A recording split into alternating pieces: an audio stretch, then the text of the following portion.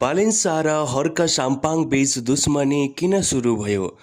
दर्शकबिन, एक समय थियो देशका दुई प्रतिभाशाली नेताहरू एकअर्का सबैभन्दा नजिकका साथी मानिन्थे।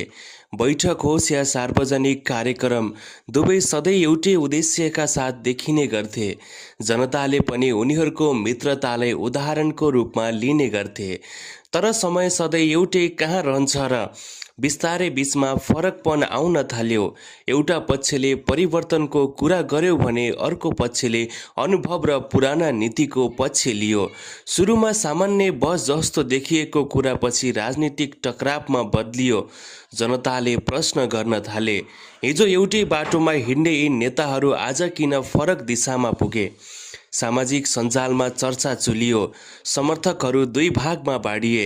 कतिपयले भने यो राजनीतिक हो, यहाँ स्थायी मित्र शत्रु हुँदैन। अर्कोतर्फ केहीले विश्वास गरे व्यक्तिगत सम्बन्धभन्दा पनि सिद्धान्त र जिम्मेवारी ठूलो कुरा हो। आज जब यी दुई नेता एउटै कार्यक्रममा भेटिन्छन्, धेरैको ध्यान उनीहरूको भाषणभन्दा पनि उनीहरूको व्यवहारमा केन्द्रित हुन्छ। के उनीहरू फेरि पहिले झैँ मिल्नेछन् वा यो दूरी अझै बढ्दै जानेछ? यसको जवाब त समयले दिनेछ। तर एउटा कुरा निश्चित छ, राजनीतिमा मित्रता प्रतिस्पर्धा र